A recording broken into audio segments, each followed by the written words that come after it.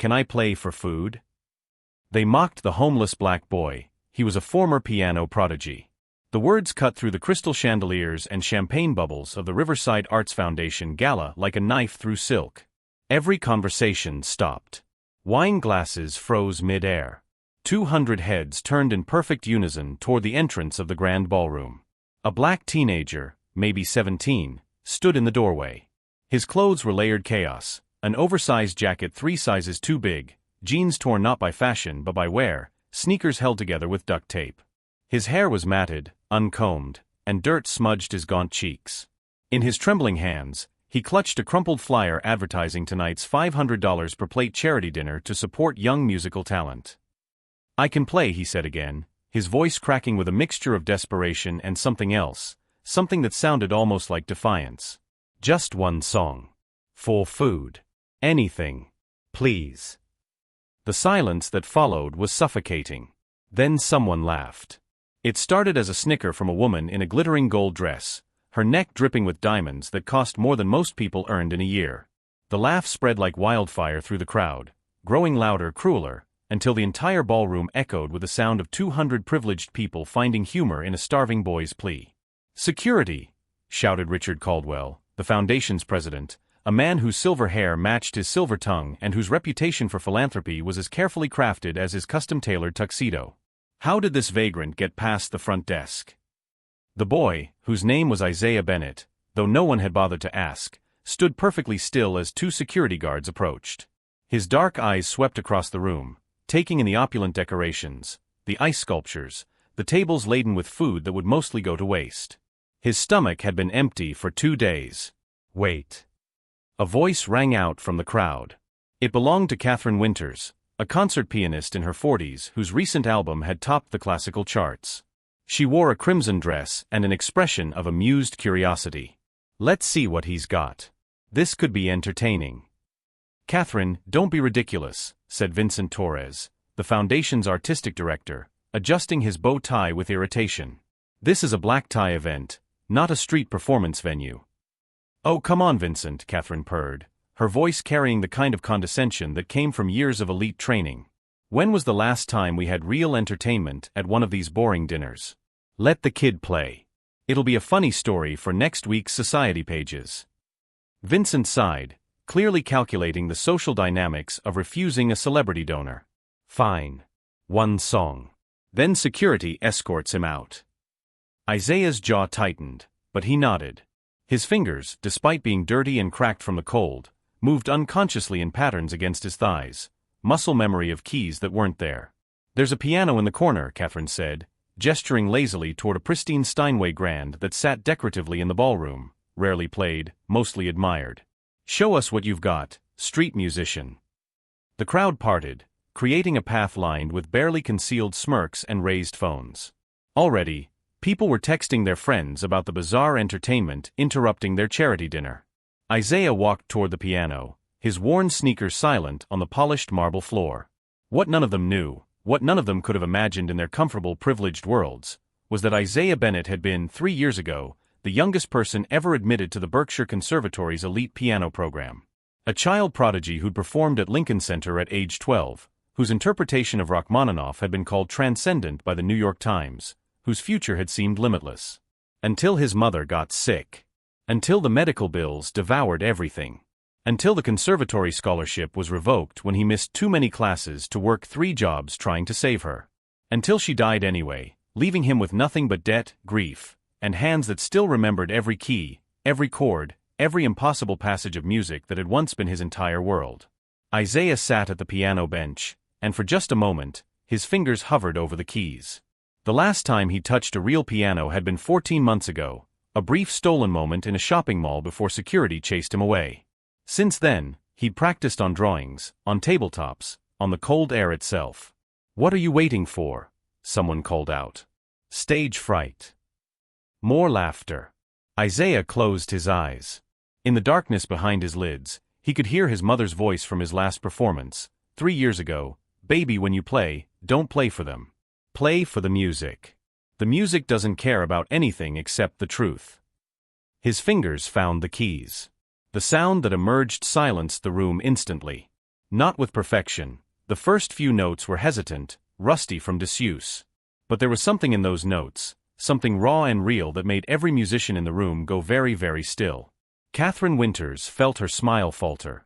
That touch, that phrasing, that wasn't the fumbling of an amateur. That was training. Serious, expensive, years-long training. Vincent Torres's hand froze halfway to his phone. His 40 years of experience in classical music told him something was very wrong with this picture. Isaiah began to play Chopin's Ballade No. 1 in G minor, one of the most technically demanding pieces in the classical repertoire, requiring not just mechanical skill but deep emotional understanding. It was a piece that took professionals years to master. And he was playing it from memory, perfectly, despite not having touched a real piano in over a year. The room had gone from mocking laughter to stunned silence in less than 60 seconds. People stopped texting. Phones lowered. The crude entertainment they'd expected transformed into something else entirely, something beautiful and terrible and completely unexpected. But Isaiah wasn't playing for them. He was playing for his mother, whose hospital bed he'd sat beside, playing imaginary keys on her blanket while machines beeped their countdown to goodbye. He was playing for every meal he'd skipped, every cold night in shelters, every moment of crushing loss. He was playing the truth. And the truth was about to destroy everyone in that ballroom who'd ever assumed that poverty meant worthlessness, that appearance meant everything, that a boy in torn clothes couldn't possibly have anything valuable to offer. If this story about dignity, hidden talent, and the cruelty of assumptions has grabbed your attention, stay with us. Because what these people are about to discover will shatter their carefully constructed worlds, and reveal a secret that Isaiah has been carrying for 3 years, one that will force every person in this room to confront their own complicity in a system that throws away its brightest stars the moment they stop being convenient. The Chopin continued to flow from Isaiah's fingers like water breaking through a dam. Each note was placed with such precision, such emotional depth, that the initial shock in the room began transforming into something else, confusion mixed with growing discomfort. Catherine Winters set down her wine glass with a hand that trembled slightly. She'd performed Chopin's Ballade No. 1 herself at Carnegie Hall 5 years ago, after 6 months of intensive practice with her mentor. She knew every technical challenge the piece presented, the rapid octave passages, the intricate voicing required in the middle section, the stamina needed for the climactic ending. This boy was executing all of it. From memory. After apparently not touching a piano in who knows how long. "That's impossible," she whispered to Vincent Torres, who stood beside her with his mouth slightly open. "He can't be." "But he is," Vincent finished, his voice tight. His eyes narrowed as he watched Isaiah's posture, the way his body moved with the music, the unconscious swaying that came from years of performance training. That's not self-taught technique.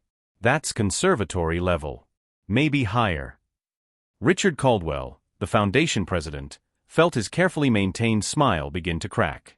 He'd built his reputation on identifying and supporting young talent.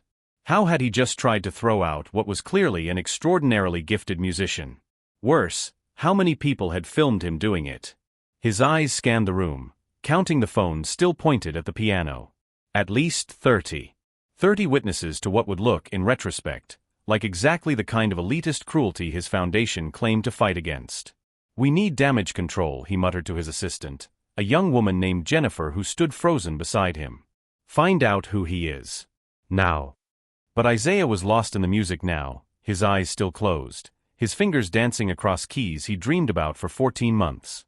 The piece was building toward its first major climax, and muscle memory took over completely. His hands flew across the keyboard in patterns so complex they seemed to defy the physical limitations of human fingers. In the third row of tables, an elderly man with silver hair and kind eyes leaned forward intently. Professor Harold Finch, retired head of the piano department at Juilliard, had been dragged to this event by his daughter. He'd spent the first hour bored, picking at overpriced chicken and pretending to listen to vapid conversations about vacation homes and investment portfolios. Now he was completely transfixed. "Sarah," he whispered urgently to his daughter. "That boy. I know that style. I know those interpretive choices." "What do you mean?" Sarah asked, confused. "The way he voices the melody in the left hand during the lyrical section. The slight rubato before the return of the main theme. Those are specific pedagogical choices." Harold's voice grew more agitated. "I've only seen one teacher use exactly that approach." "Who?" Margaret Chun. She taught at Berkshire Conservatory until she died 2 years ago. She was legendary, only took the most exceptional students. Harold pulled out his phone with shaking hands. If this boy studied with Margaret, he's not just good. He's world-class. Isaiah reached the turbulent middle section of the piece, where the music descended into chaos before resolving. His playing took on a desperate quality that made several people in the audience unconsciously hold their breath. This wasn't just technical perfection. This was pain made audible. Catherine felt tears prick her eyes and hated herself for it. She'd mocked this boy, called him street musician with such condescension. And he was playing with a level of artistry that made her own performances seem hollow by comparison. He's telling a story, she said quietly, more to herself than to Vincent. Every phrase, every dynamic choice. He's not just playing notes. He's making us feel something. Vincent nodded, his throat tight. That's the difference between a musician and an artist. We were so busy seeing his clothes, his dirt, his circumstance that we completely missed what was right in front of us. Behind them, conversations had started up again, but they were different now. The mocking tone had vanished, replaced by urgent whispers. Could he be the Bennett kid? The one who disappeared? No, that was years ago. That boy would be older now. He's exactly the right age. I remember the story. Mother got sick, family lost everything. I thought that was just urban legend. Someone check social media. Search Isaiah Bennett piano prodigy. Richard Caldwell's assistant Jennifer returned, her face pale. She held out her phone to show her boss a series of articles and YouTube videos from 3 years ago. Child prodigy stuns Lincoln Center audience. 12-year-olds Rachmaninoff called performance of the decade. Young pianist Isaiah Bennett accepted to Berkshire Conservatory. And then, a year later, rising star Isaiah Bennett withdraws from conservatory. Family medical crisis. After that, nothing. The brilliant young pianist had simply vanished from the public record. Oh God, Richard breathed. We just tried to throw out Isaiah Bennett. Who's Isaiah Bennett? Jennifer asked. Only one of the most promising pianists of his generation. Richard's face had gone from pink to gray. 3 years ago, every major music publication was calling him the next Lang Lang, the next Yu Wang. And we just mocked him for being homeless. The full horror of the situation began to crystallize.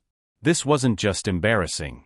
This was career-ending, reputation-destroying, foundation-collapsing disaster. And it was being filmed from 30 different angles. Isaiah moved into the final section of the piece, the recapitulation where all the themes returned transformed by everything that had come before. His playing reached a fever pitch of intensity, his entire body engaged in producing sound that seemed impossibly large for one person at one instrument. Professor Finch was crying openly now, not caring who saw. Margaret would be so proud, he whispered. He's kept everything she taught him. 3 years on the streets, and he hasn't lost any of it. If anything, the pain has made him deeper. The music built toward its conclusion, a series of ascending octaves that required both power and absolute control. Isaiah attacked them with everything he had, his back arching, his hands moving so fast they blurred. The sound filled the ballroom, overwhelming the expensive sound system, the careful acoustics, everything. And then, with a final crashing chord, it was over. The silence that followed was absolute. No one moved. No one breathed. 200 people sat frozen, trying to process what they'd just witnessed. Isaiah's hands remained on the keys, his chest heaving with exhaustion. Sweat dripped down his face, mixing with the dirt. His fingers trembled from the effort. Slowly, he opened his eyes and lifted his hands from the piano. Then he stood, turning to face the crowd with an expression that was neither proud nor apologetic. Just tired. Infinitely tired. So, he said, his voice rough. Was that good enough for a plate of food?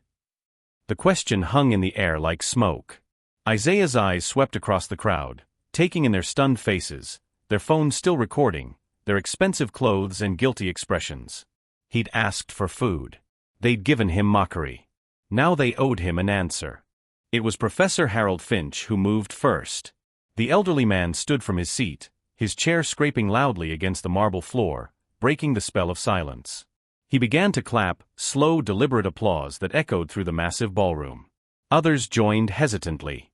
Catherine Winters rose, her face wet with tears she couldn't quite explain. Vincent Torres followed, then Richard Caldwell, then more and more until the entire room was standing, applauding a homeless teenager who just reminded them exactly how hollow their charity really was. But Isaiah didn't smile. He didn't bow. He just stood there waiting. "Young man," Professor Finch called out, his voice shaking with emotion as he began walking toward the stage. "That was extraordinary. That was Margaret Chen's teaching. You studied with her, didn't you?" Isaiah's expression flickered, the first crack in his careful composure. "You knew Professor Chen?" "I taught with her at Juilliard before she moved to Berkshire." Harold reached the piano, extending his hand. "Harold Finch. And you're Isaiah Bennett. I saw you perform Rachmaninoff when you were 12. I've been wondering what happened to you." "Life happened," Isaiah said simply, but he shook the offered hand. His palm was calloused, rough, the hands of someone who'd done hard labor, not the carefully maintained hands of a concert pianist. Richard Caldwell rushed forward, his face flushed with a mixture of embarrassment and calculated recovery. "Mr. Bennett, I must apologize. We had no idea who you were. If we'd known." "If you'd known, you would have treated me like a human being?" Isaiah's voice was quiet but carried the weight of 3 years of invisible suffering. "What about all the other people you don't know? The ones without impressive resumes? Do they deserve to be mocked too?" The question silenced Richard completely. Catherine Winters approached slowly, her earlier condescension completely stripped away.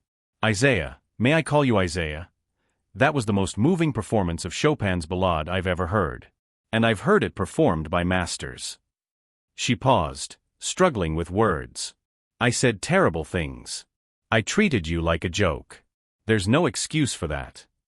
"No," Isaiah agreed. "There isn't." A young woman pushed through the crowd, Jennifer, Richard's assistant. "Mr. Bennett, I've been researching. The articles about you from 3 years ago, they say you were accepted to Berkshire on a full scholarship. What happened?" Isaiah's jaw tightened. For a moment, it seemed he wouldn't answer. Then he spoke, his voice carrying to every corner of the silent ballroom. "My mother got cancer. Stage 4. The treatment was experimental, not covered by insurance. I started missing classes at Berkshire to work, dishwashing, landscaping, whatever I could find. The scholarship required full-time attendance. They revoked it." He paused, his hands clenching into fists at his sides. "I tried to keep practicing on my own, but there was no time. Mom needed round-the-clock care. The hospital bills piled up. We lost our apartment. Then we lost her." His voice cracked slightly. "She died 14 months ago. By then, I'd been off the grid so long that no one from my old life even knew to look for me." "Where have you been living?" Harold asked gently. "Shelters mostly. Streets when they're full. I've been trying to save enough money to get back to New York, to audition somewhere, anywhere. But it's hard to audition when you smell like you haven't showered in days, when your clothes are falling apart, when you have no address to put on applications." The weight of those words settled over the crowd like a heavy blanket. These people, in their $1,000 outfits, in their world of charity galas and tax-deductible donations, suddenly confronted with the reality that one of the most talented pianists of his generation had been sleeping in shelters for over a year. "The foundation will help," Richard began, but Isaiah cut him off with a bitter laugh. "Will you? Or will you offer help now because you know who I am, because I'm worth saving?" Isaiah's eyes swept the crowd. "How many talented people did you all walk past on the street today? How many musicians playing for change did you ignore because they didn't have the right credentials?" Vincent Torres stepped forward, his artistic director's mind already working. "Isaiah's right. We've built a system that only recognizes talent when it comes packaged the right way. In the right clothes, from the right schools, with the right connections." "So what do we do?"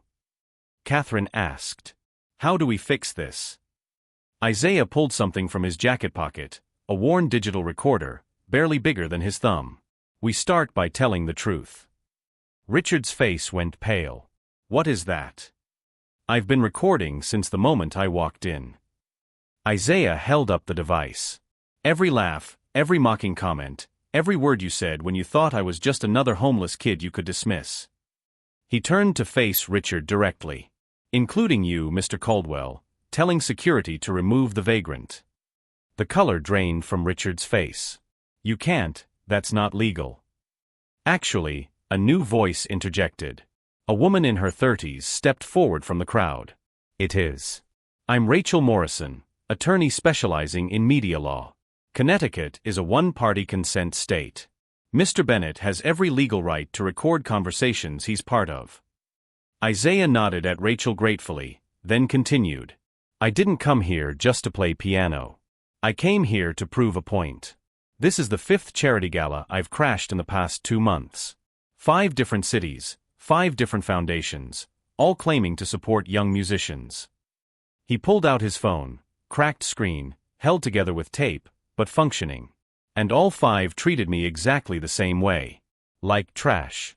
Until I played. Then suddenly, I was worth their time."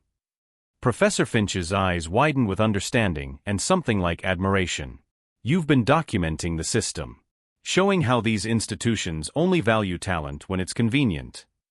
"Someone had to," Isaiah said simply. "Mom always taught me that if something's wrong, you don't just complain, you collect evidence and you force people to look at it." Catherine felt her stomach drop. "What are you going to do with those recordings?" "I haven't decided yet." Isaiah's expression was unreadable. "Part of me wants to release everything. Let the world see how the people who claim to champion young artists really treat them when they show up in the wrong clothes." "That would destroy us," Richard whispered. "The foundation, our reputations, everything."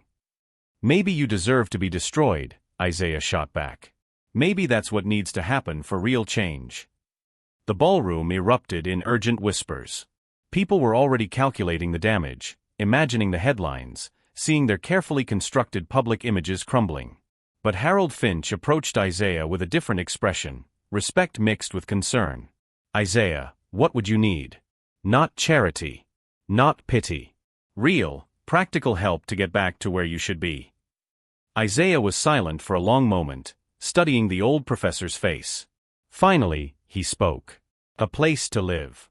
Access to a practice room with a good piano. Time to rebuild my repertoire without worrying about where my next meal is coming from. An audition, a real audition, not one where people know my sob story first." "I can arrange all of that," Harold said immediately. "Juilliard has housing for special students. We can create a position." "No." Isaiah's voice was firm. "No special treatment because you feel guilty. If I can't earn a spot on my own merit, then I don't want it." "Your merit was never in question," Catherine said quietly. "What we questioned was your humanity. And that's our sin to bear, not yours." Jennifer had been typing frantically on her phone. Now she looked up, her face pale. "Mr. Bennett, there's a video trending on social media. Someone already posted footage from tonight. It's gotten 500,000 views in the last 20 minutes. She turned her phone to show the screen. The video showed Isaiah walking into the gala, the crowd's laughter, Catherine's mocking comment, and then the music. The transformation from contempt to stunned silence captured in shaky phone footage. The comments were already pouring in by the thousands. "This is what privilege looks like, mocking someone before giving them a chance. I'm crying. That performance was beautiful. Everyone in that room should be ashamed. Who is this kid? Someone needs to help him." Isaiah watched the view count climb with an expression that was hard to read.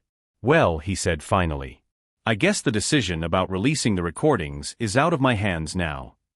Richard Caldwell sank into a nearby chair, his face in his hands. His carefully curated reputation was unraveling in real time, going viral for all the wrong reasons. But something else was happening too. The video was sparking a conversation. About homelessness. About how society treats its artists.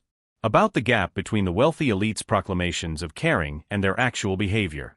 And at the center of it all was Isaiah Bennett, a 17-year-old who'd lost everything but somehow kept the one thing that mattered, his ability to tell the truth through music. The ballroom had transformed from a carefully orchestrated charity event into something closer to a crisis management situation. Small groups huddled around phones, watching the video spread across every social media platform. The view count had exploded, 2 million, then 5 million, climbing faster than anyone could track. Richard Caldwell stood at the center of it all, his assistant Jennifer reading off increasingly alarming updates. "Sir, the Foundation's phone lines are jammed. The email server crashed 20 minutes ago. Major news outlets are requesting interviews. And," she swallowed hard, "3 board members have already called demanding your resignation." "How?" Richard's voice was barely a whisper. "How did this happen so fast?"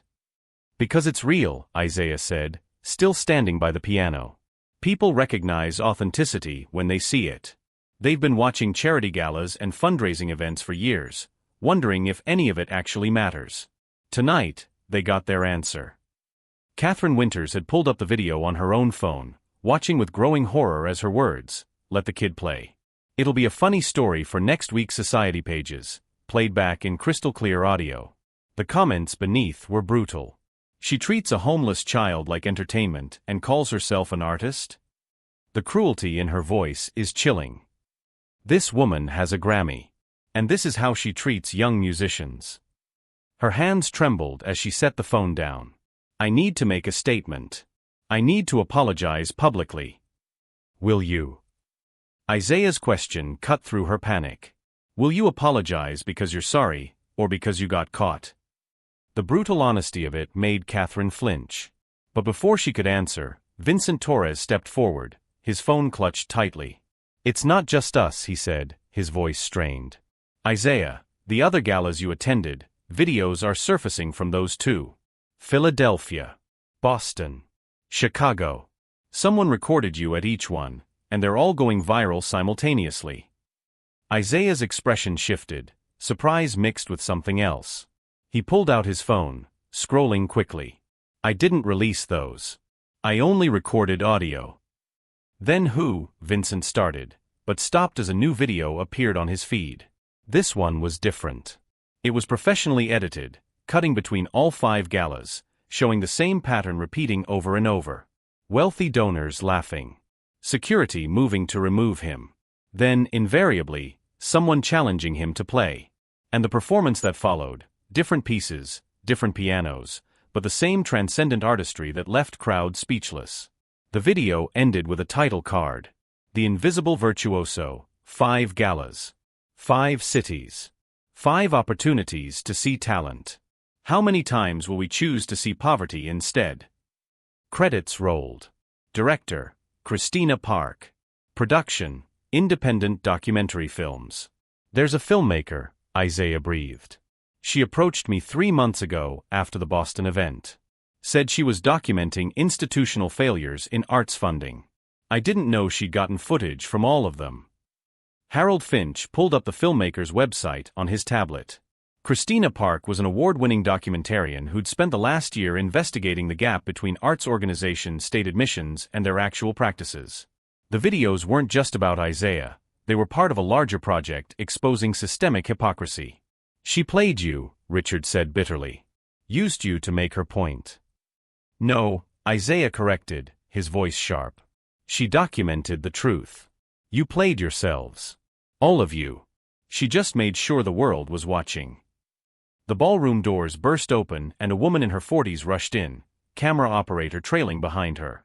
Christina Park herself, her press credentials visible around her neck.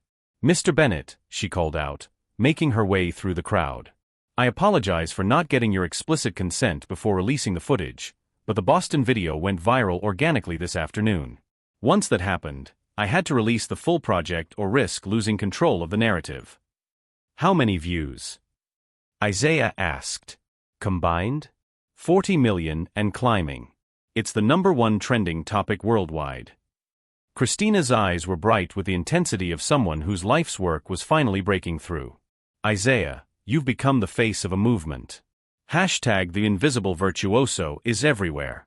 People are sharing stories of talented artists they've ignored, questioning their own biases, demanding accountability from arts institutions." Richard Caldwell felt the room spin. 40 million views. Worldwide trending. This wasn't just a PR disaster, this was a cultural earthquake, and he was standing at the epicenter. "Mr. Caldwell," a voice called from the crowd. It was Thomas Green, one of the foundation's largest donors, a tech billionaire known for his aggressive business tactics. I just pulled my funding. $5 million, gone. I don't associate my name with institutions that treat vulnerable artists like circus acts. Thomas, please, Richard began, but Green cut him off. Save it. The video of you calling a 17-year-old prodigy a vagrant has been viewed 8 million times. My PR team is already distancing me from this organization. He turned to Isaiah. Young man, if you need backing for your career, contact my office. We fund artists who've been failed by the system. I'm not interested in your money, Isaiah said flatly. You're just trying to buy your way into the right side of this story. Green's face flushed, but he had no response. He turned and left, 3 other major donors following him out. Catherine's phone rang. Her agent. She answered on speaker, too shocked to care about privacy. Catherine, 3 venues just canceled your upcoming performances. They're citing reputational concerns. You need to get ahead of this now. Catherine ended the call with shaking hands. Her career, built over 20 years of practice, performance, and careful networking, was collapsing in real time. What do you want from us? She asked Isaiah, her voice breaking. What would make this right? Isaiah looked at her for a long moment. I don't want to destroy you. I want you to change. Really change, not just perform damage control. He turned to address the entire ballroom. All of you have power, money, influence. You could actually help vulnerable artists, not just hold fancy dinners and congratulate yourselves. How? Vincent asked. Tell us specifically. What needs to happen? Isaiah took a deep breath. First, stop treating charity like entertainment. These galas raise hundreds of thousands of dollars, but how much actually goes to artists? 50%? 20%? Richard winced. At the Riverside Foundation, it's approximately 15% after operational costs. The gasps that rippled through the crowd told Isaiah he'd struck a nerve. 15%. You spent $500 per plate tonight, which means this dinner generated at least $100,000. And $85,000 of that went to what? Flowers? Ice sculptures? Paying yourselves. We have legitimate costs, Richard tried to defend. I'm not saying you don't. I'm saying your priorities are backwards. You're using artists' needs to fund your lifestyles, not the other way around. Professor Finch nodded slowly. He's right. I've been saying this for years. The classical music world has become more about status than artistry. Second, Isaiah continued, gaining momentum, create real pathways for artists who don't fit your comfortable molds. Auditions that don't require professional photos and bios. Scholarships that don't get revoked when life happens. Support systems for musicians dealing with poverty, homelessness, family crises. That would cost millions, someone objected from the crowd. You have millions, Isaiah shot back. You're wearing millions. You drove here in millions. The question isn't whether you can afford it. The question is whether you actually care. The silence that followed was damning. Christina Park had been filming everything. Now she lowered her camera and spoke directly to Richard. Mr. Caldwell, you have a choice. You can fight this, defend your foundation's practices, and watch your reputation burn. Or you can be the first domino to fall in the right direction. Announce real reforms. Tonight. On camera. Show other institutions what accountability looks like. Richard looked around the ballroom at the faces of his peers, his donors, his board members. Some looked angry. Some looked guilty. Most just looked scared. If I do this, he said slowly, if we commit to major changes, will you stop releasing more damaging content? I don't have more content, Isaiah said. Just audio from tonight, which is already irrelevant because the video captured everything. This isn't about blackmail. It's about giving you a chance to do something decent before it's too late. Harold Finch placed a hand on Richard's shoulder. The foundation is finished either way, Richard. The question is whether it ends as a cautionary tale or transforms into something better. Richard's shoulders sagged. He was a man watching his legacy crumble, faced with the choice between futile defense and painful transformation. All right, he said finally. Jennifer, Set up a live stream. I'll make a statement. 20 minutes later, with Christina's camera rolling and 500,000 people watching live, Richard Caldwell stood before a microphone hastily set up in the ballroom. My name is Richard Caldwell, president of the Riverside Arts Foundation. Tonight, we failed a young artist named Isaiah Bennett in the most profound way possible. We judged him by his appearance, mocked his desperation, and treated his talent as entertainment rather than art. His voice shook, but he continued. The videos you've seen are accurate. We were cruel. We were elitist. We were exactly what arts institutions should never be. He paused, gathering himself. Effective immediately, I'm announcing the following changes. The Riverside Foundation will restructure so that 80% of all funds raised go directly to artists. We will create emergency grants for musicians facing homelessness or family crises. No strings attached, no requirements to maintain full-time student status.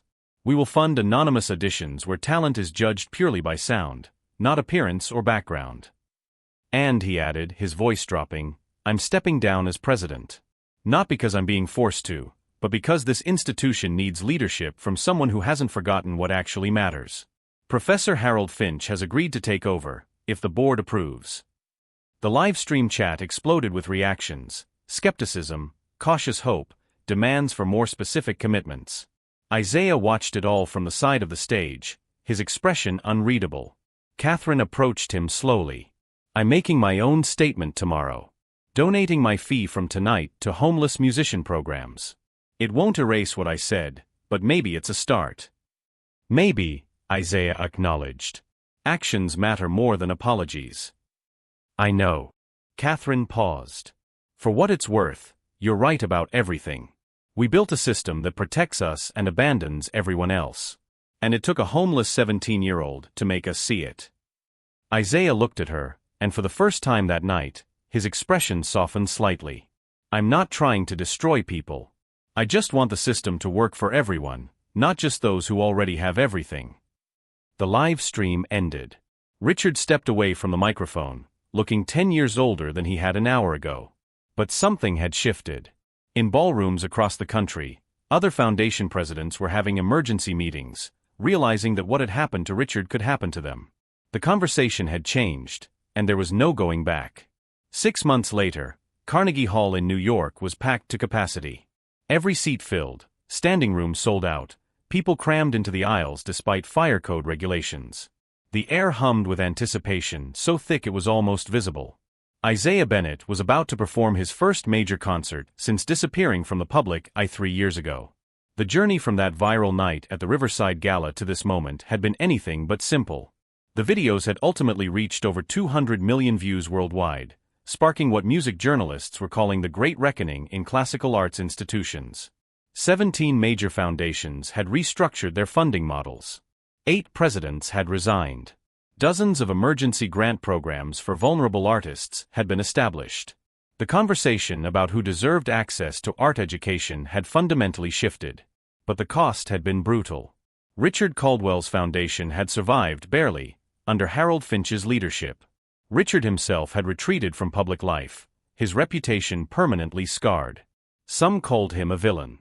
Others called him the first domino brave enough to fall in the right direction. Catherine Winters had lost 3 major contracts but gained something unexpected: authenticity. Her new album, recorded in homeless shelters and community centers with local musicians, had received the best reviews of her career.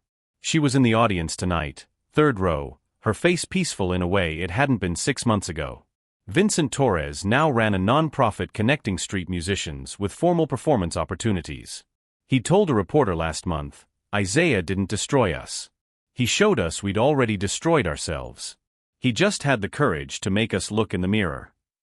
Christina Park's documentary had won major awards and launched a franchise. The Invisible series now documented overlooked talent in every artistic discipline. She sat in the press box tonight, camera ready, documenting what she called the completion of the story. Isaiah stood backstage, wearing a simple black suit that actually fit, his hair neatly trimmed, his face clean. He looked like a different person from the desperate teenager who'd stumbled into that gala 6 months ago. But his hands were the same. Calloused, strong, trembling slightly with the same nervous energy they'd always had before a performance. You ready? Harold Finch stood beside him, the old professor's eyes bright with pride. "I don't know," Isaiah admitted. "When I played that night, I had nothing to lose.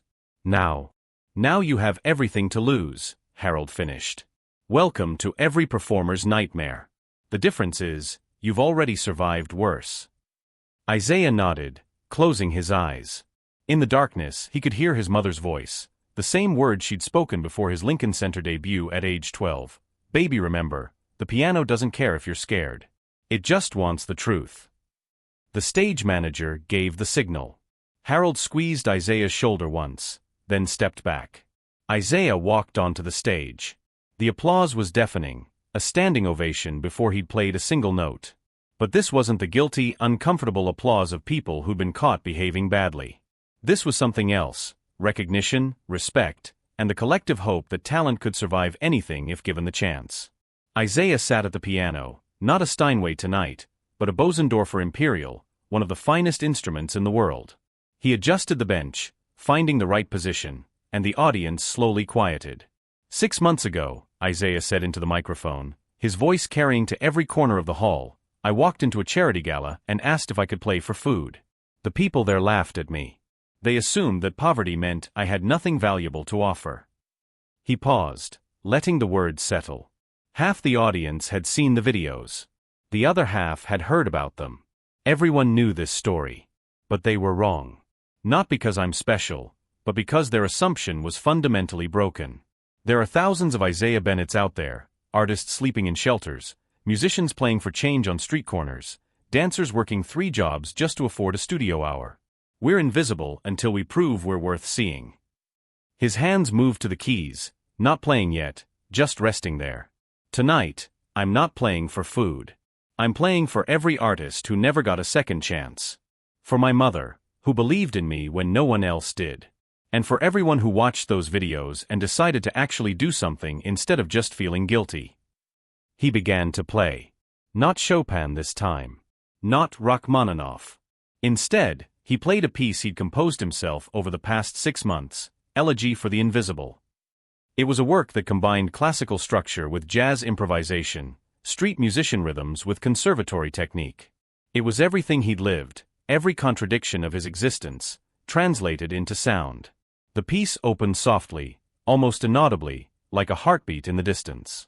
It built gradually, adding layers of complexity, a melody that sounded like his mother's voice in his memory, harmonies that captured the chaos of shelter life, rhythms that echoed the determined footsteps of someone walking city streets with nowhere to go.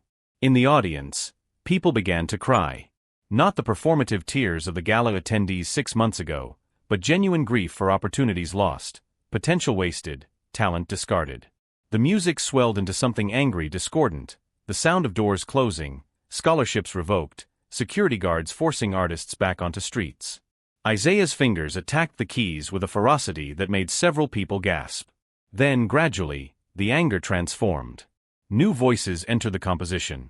Other instruments implied through piano technique so advanced it seemed like multiple people were playing.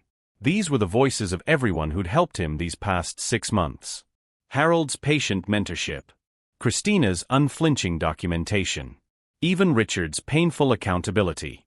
The piece moved toward resolution, but not simplistic triumph. The final section was complex, bittersweet, acknowledging that he'd made it back but knowing that so many others hadn't. The last notes faded into silence that felt sacred. 4-5 full seconds. Carnegie Hall was completely quiet.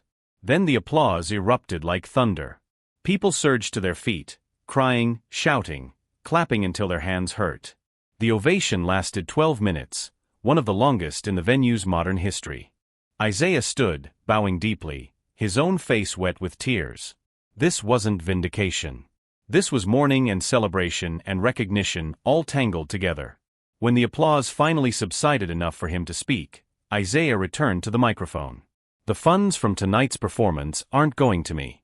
They're going to the Bennett Foundation, yes, named after my mother, not me, which provides emergency support for artists in crisis. No applications. No proof of worth. Just help when it's needed most." He paused. "Because here's what I learned sleeping in shelters, playing in subway stations, being invisible. Talent doesn't disappear when life gets hard. It just gets buried." And our job, all of us, is to make sure it doesn't stay buried. Backstage after the performance, Isaiah was surrounded by well-wishers, journalists, and opportunities. Record labels. Concert bookings. Interview requests. All the things that had evaporated 3 years ago were suddenly available again. But the person Isaiah most wanted to see was waiting quietly at the edge of the crowd. Thomas Green, the tech billionaire who'd offered funding that night at the gala, approached with uncharacteristic humility.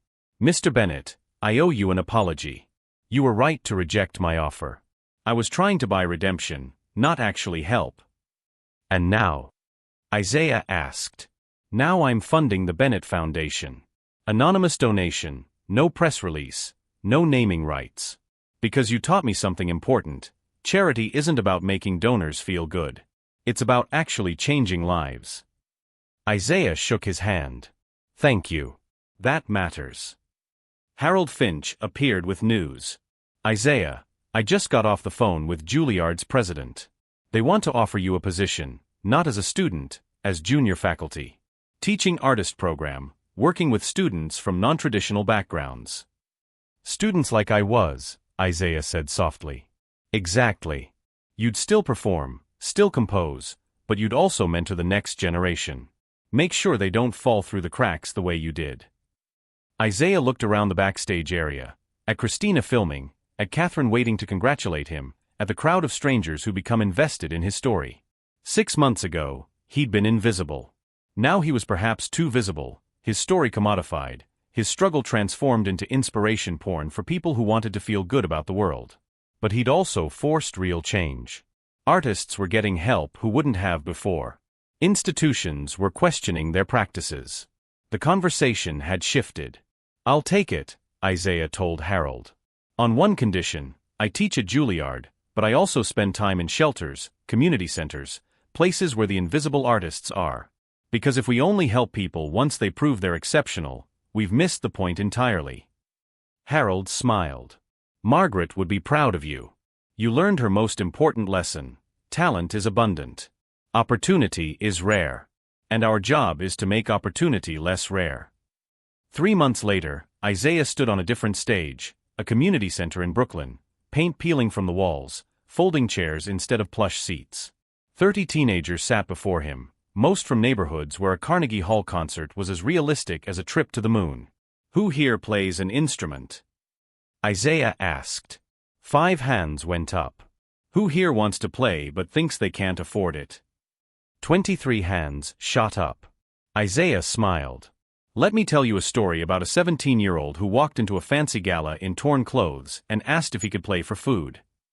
As he spoke, transforming his trauma into teaching, his humiliation into hope, Isaiah realized something his mother had tried to tell him 3 years ago: the music doesn't care about your circumstances. It only cares about truth. And the truth was that he'd survived. Not just survived, he transformed his suffering into a weapon against the system that had tried to destroy him. Not through violence or revenge, but through the simple revolutionary act of refusing to be invisible. The best revenge wasn't destroying the people who'd mocked him. It was building something so meaningful that their mockery became irrelevant. It was proving that a boy in torn clothes could have more to offer than a room full of people in designer gowns.